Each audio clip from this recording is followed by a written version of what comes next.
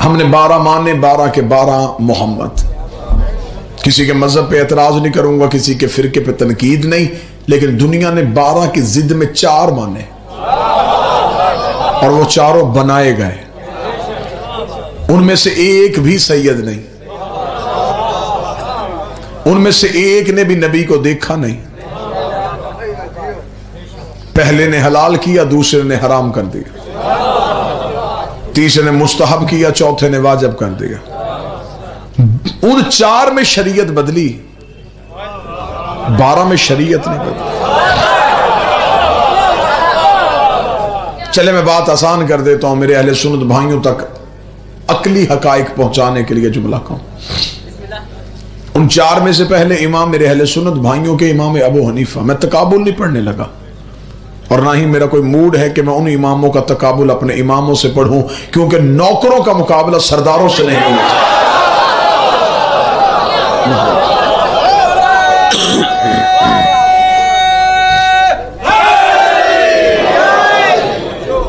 متوجہ ہیں بات کی جانب؟ بڑے اچھے، بڑے دھیمے لہجے میں، بڑی جامع انداز میں آپ کو مجلس سنانا چاہتا ہوں. پہلے امام ان کا نام ابو حنیفہ، نام ابو حنیفہ نہیں ہے، کنیت ابو حنیفہ ہے. نام ان کا نعمان بن ثابت تھا. حنیفہ ان کی بیٹی کا نام تھا. کوئی مسئلہ پوچھنے کے لیے آیا تھا، انہیں بتانے میں دیر ہو گئی تھی، پیچھے سے بیٹی نے جواب بتا دیا تھا، تو اس جواب کی وجہ سے بیٹی کے نام سے مشہور ہو گئے. نام ان کا نعمان بن ثابت ہے. ادھر امام ہے، میں نے بڑی عزت کے ساتھ ان کا نام لیا، میرے اہل سنت بھائیوں کے امام ہیں. میں سنی کتابوں سے ثابت کرنے کے لیے تیار ہوں. نعمان بن ثابت کہتے ہیں 2 سال میں جعفر صادق کی شاگردی نہ کرتا، جہالت کی موت مر جاتا.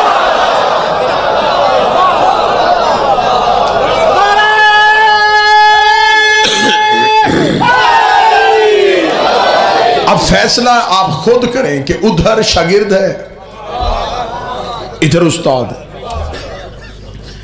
میرے اہل سنت بھائیوں کو دوسرا امام نام ان کا احمد بن حنبل. ان کے ماننے والے حنبلی کہلواتے ہیں، جو ان کی فقہ پہ عمل کرتے ہیں وہ حنبلی کہلواتے ہیں. احمد بن حنبل کی بات میں ایک سنی کتاب سے ثابت کرنے کے لیے تیار ہوں. جب احمد بن حنبل کے بیٹے نے باپ سے پوچھا تھا، بابا مجھے رتبوں کے اعتبار سے صحابہ کے نام لکھوا، حفظ مراتب کے اعتبار سے صحابہ کے نام لکھوا، کس صحابی کا رتبہ بلند، کس کا اس سے تھوڑا، کس کا اس سے تھوڑا.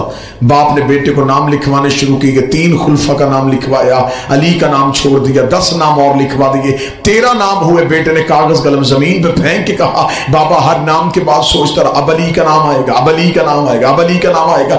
13 نام آ گئے، تو نے علی کا نام کیوں نہیں لکھوایا؟ احمد بن حنبل نے بیٹے کو جھڑک دے کے کہا، پوچھ صحابہ کا رہا ہے، علی کوئی صحابی ہے؟ علی تو محمد کا بھائی ہے.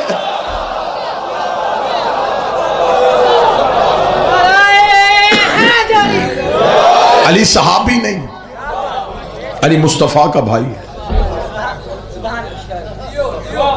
اب دوسرے امام ہیں امام احمد بن حنبل. وہ علی کو کیا عقیدہ رکھ رہے ہیں علی کے بارے میں بالکل واضح اگر بات کروں نا کہ آج اتنے فرقے ہیں اور ہر فرقہ کہہ رہا ہے کہ میرا دین ٹھیک ہے، یہ تو بات غلط ہے کہ ہر ایک کا دین تو ٹھیک نہیں ہو سکتا. میں بات آسان کر دیتا ہوں. جو یہاں ہاتھ رکھ کے نماز پڑھتا ہے وہ بڑا مطمئن ہے، اور اس نے یہ نماز یہاں اپنے کہنے پہ اس نے ہاتھ نہیں رکھے، اپنے امام کے کہنے پہ. جس نے یہاں ہاتھ باندھے امام کے کہنے پہ، جس نے یہاں ہاتھ باندھے، جس نے کھول کے پڑھی امام کے کہنے پہ. اب یہ جو فرق ہے یہ فرقوں کا فرق نہیں، اماموں کا فرق ہے.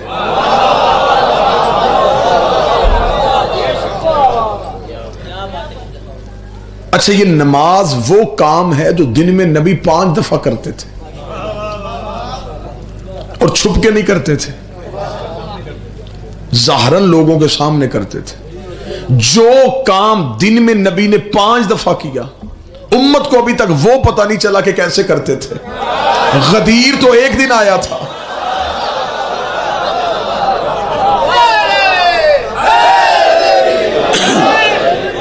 بڑی علمی سی تقریر میں آپ کو سنانا چاہوں گا اگر آپ مکمل توجہ فرمائیں.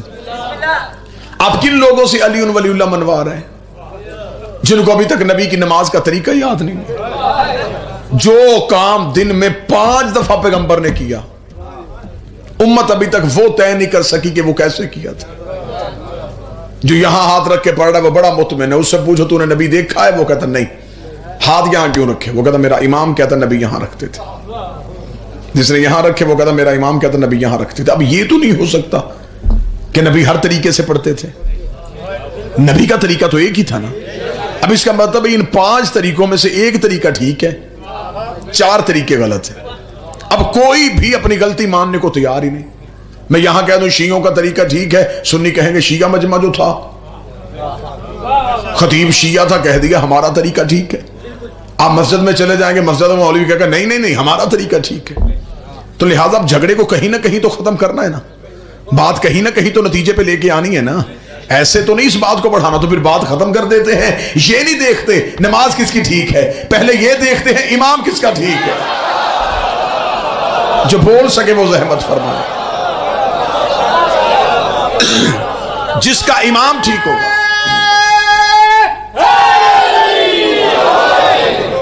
जिसका इमाम ठीक होगा उसकी नमाज ठीक होगी। ऐसी महिला सुन लेंगे ना जी आप। अब हम हैं नबी के 1500 साल बाद आने वाले लोग, 1600 साल बाद आने वाले लोग। अब हम कैसे बता सकते हैं कि नबी अमल कैसे करते थे? हमने तो नबी को देखा नहीं। हमें नबी की मुकम्मल सीरत चाहिए, पूरी सीरत चाहिए। हमें नबी के कपड़े पहनने के तरीके से लेके नबी के तवाफ के तरीके तक, क्योंकि हमें कुरान ने कह दिया है कि नबी की जिंदगी तुम्हारे लिए बेहतरीन अमली नमूना है। लक़द कान लकुम फी रसूलिल्लाहि उस्वतुन हसना। अब हमें नबी की जिंदगी चाहिए। मैं पूरी बातें ऐसे पंचायत की सूरत में करूंगा कि यूं दूध का दूध और पानी का पानी होता जाए, झूठ का झूठ और सच का सच होता जाए। बस आपने तवज्जो रखनी है। दाद से छुट्टी मजलिस बड़े धीमे लहजे में मैं आपको सुना रहा हूं।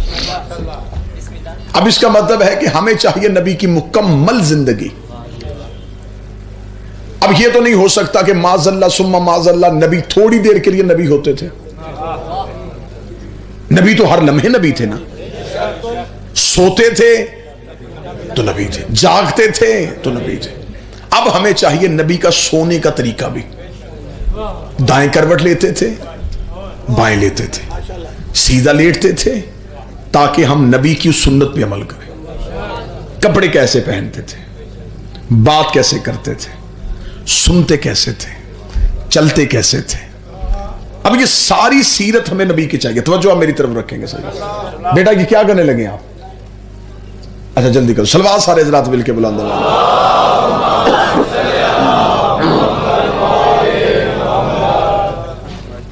फिर भी बुलंद आवाज से सलवात।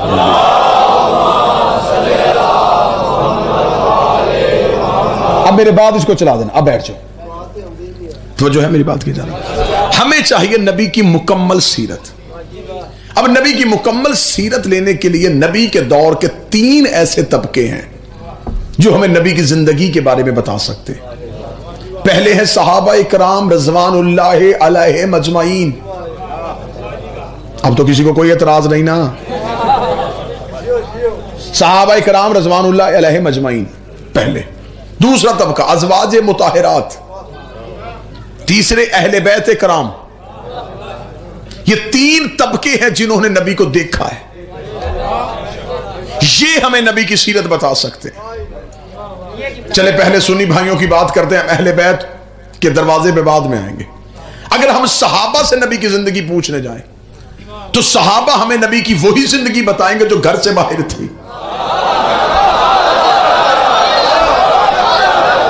बिल्कुल मुतमईन होकर मैं सुनिएगा, लेकिन नतीजे पे साथ देना आपने। सहाबी घर के बाहर नबी के साथ है, लेकिन जो ही नबी दरवाजे पे जाते हैं तो आगे आयत लटकी हुई है, खबरदार मेरे नबी के घरों में दाखिल ना होना। सहाबी हमें वही सीरत देंगे जो घर से बाहर है। अगर हम नबी की बीवियों से पूछे तो वो हमें वही सीरत बताएंगी जो घर के अंदर है। اس لیے کہ آیت صحابہ کو اندر نہیں آنے دے رہی، نبی کی بیویوں کو باہر نہیں جانے دے رہی۔ قرآن انہیں کہہ رہا ہے کہ باہر رک جاؤ، انہیں کہہ رہا ہے اے نبی کی بیویوں اپنے گھروں کے اندر بیٹھی رہو۔ اس کا مطلب ہے صحابی سیرت بتائے گا گھر کے باہر کی، بیویاں سیرت بتائیں گی گھر کے اندر کی۔ اب اہل بیت مجبوری بن گئی ہے، دین اہل بیت سے لینا پڑے گا۔ اس لیے نبی گھر میں ہوتے تھے یہ سینے پہ ہوتے تھے، نبی مسجد میں ہوتے تھے یہ پشت پہ ہوتے تھے۔ بسم اللہ۔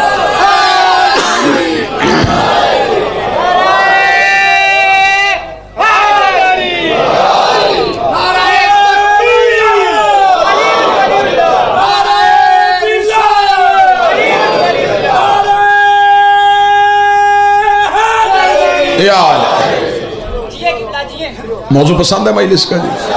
بس آپ نے پوائنٹ نوٹ کرتے جانے ہیں، اس دلیل پہ آپ کو کوئی رد نہیں دے سکے گا۔ اب اس کا مطلب ہے کہ ہمیں چاہیے نبی کی مکمل سیرت۔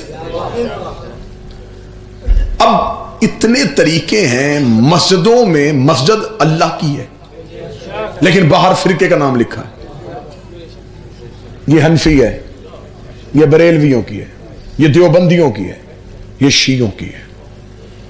مسجد اللہ کی تھی، تقسیم ہو گئی فرقوں میں، یعنی کہ مسلمان اتنا جدید پسند ہوا اس نے اللہ بھی بانٹ لیا ہے۔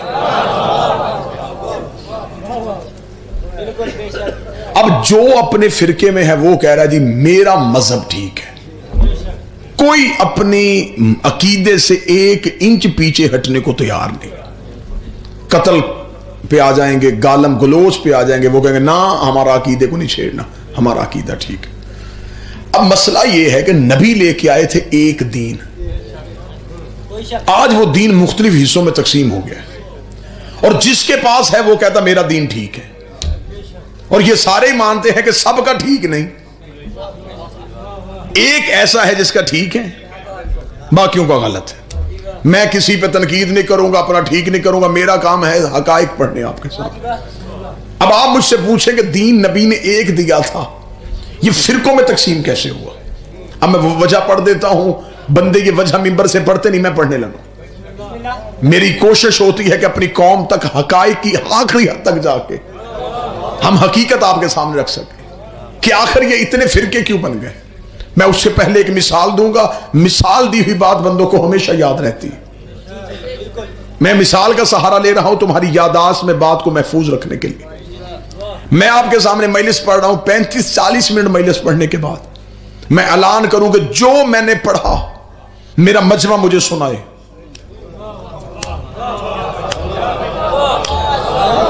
ایسا ہو سکتا ہے کہ کوئی مجھے میری 35 منٹ کی تقریر لفظ ب لفظ سنا دے؟ ایسا نہیں ہو سکتا۔ اب آپ نے میری مجلس سنی، مجلس ختم ہوئی، اب اپنے اپنے گلیوں، شہروں، دیہاتوں میں چلے گئے۔ آپ سے کسی نے پوچھا کل کہاں تھے؟ مجلس میں۔ وہاں کیا پڑھا گیا؟ اب آپ نے میری تقریر اپنے انداز سے سنائی۔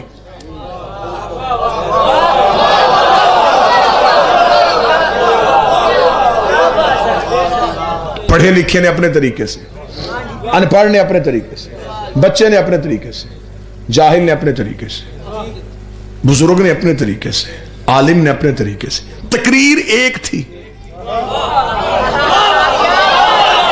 بادشاہ حسین عزت عطا فرمائے۔ یہ مختلف حصوں میں تقسیم کیوں ہو گئے؟ کیوں؟ جتنے راوی بدلتے گئے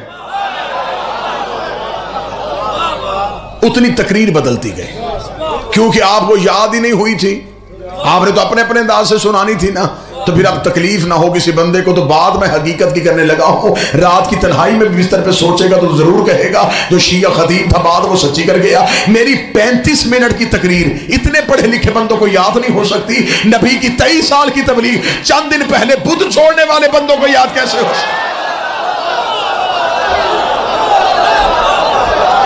وہ نبی کی سیرت کیسے بتا سکتے؟ اب جو نبی بول رہے ہوتے تھے وہ نبی کی ذاتی تقریر نہیں ہوتی تھی۔ خدا کہتا ہے یہ نہیں بولتا،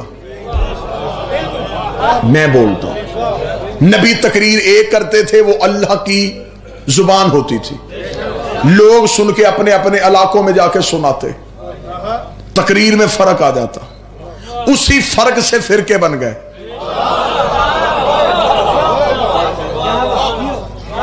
اللہ کا لہجہ تو کوئی غیر معصوم نہیں بتا سکتا نا،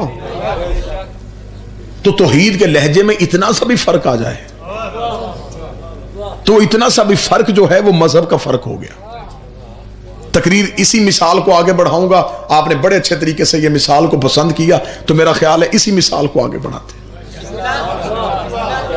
اب اگر کوئی کہے مجھ سے میں تھوڑے دن بعد پھر سیال کوٹ میں آؤں، کوئی مجھ سے کہہ دیا آپ وہاں مجلس پڑھنے کے لیے آئے تھے، آپ نے یہ جملہ پڑھا تھا، میں کو نہیں پڑھا تھا، وہ کہ جس نے مجھے بتایا تھا اس نے تو مجھے یہ بتایا، میں کہوں گا قصور میرا نہیں،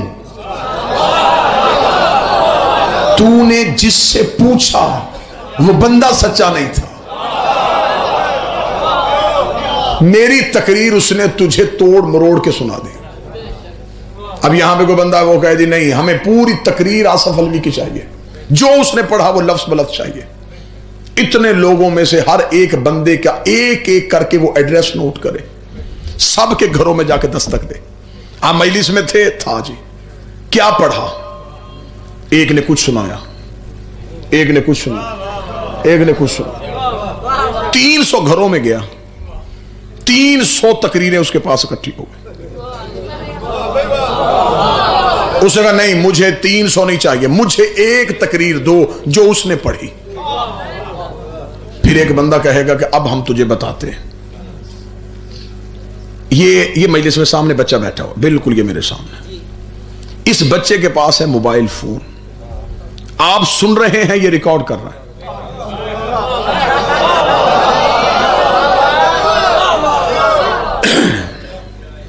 اس بندے نے آگے کہا جی مجھے تقریر چاہیے، بندوں نے کہا تو ایک ایک دروازے پہ نہ جا، نہ اپنا وقت ضائع کر، نہ لوگوں کا ٹائم ضائع کر، ان میں سے کسی کو تقریر یاد نہیں۔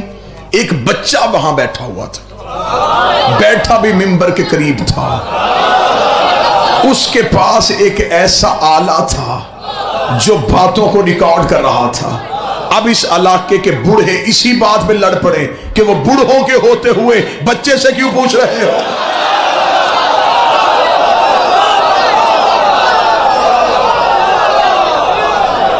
تھوڑی آپ مہربانی فرمائیں گے کیونکہ 2019 ہے، ہمیں مثالوں کے سہارے لینے پڑ رہے ہیں۔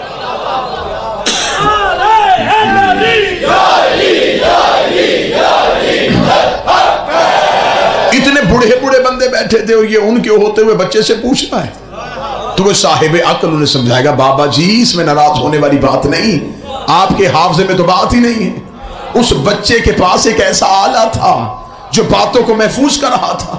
اگر یہ بچہ اس موبائل فون کو محفوظ کر کے رکھے تو 25 سال کے بعد بھی اسے آن کرے تو میں ایسے ہی بولنا شروع کر دوں گا جیسے اب بول رہا ہوں، نہ لفظ بدلے، نہ لہجہ بدلا، نہ روانی بدلی، نہ موضوع بدلا، نہ گفتگو بدلا۔ شیعوں کو قتل کر دو تمہاری مرضی ہے، ہمیں دیواروں پہ کافر لکھ دو تمہاری مرضی ہے، ہمارا مذہب تو ہم سے آ کے سنو۔ ہم شیعہ اتنے بھی جاہل نہیں ہیں، ہم نے دین اہل بیت سے اس لیے لیا ہے۔ نبوت بول رہی تھی، امامت محفوظ کر رہی تھی، نبوت بول رہی تھی، امامت محفوظ کر رہی تھی۔ 25 سال کے بعد علی نے آ کے مدینے کی مسجد میں نماز پڑھائی تو اندھے صحابی نے چیخ مار کے کہا آج محمد والی نماز یاد آئے۔ آج تو ایسے لگ رہا ہے کہ محمد بول رہا ہے۔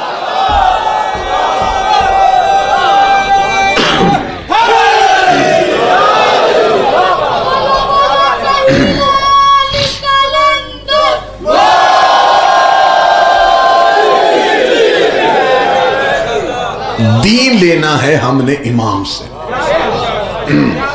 اور امام کا معصوم ہونا ضروری ہے۔ صحابہ کی عزت ہے، اطاعت نہیں۔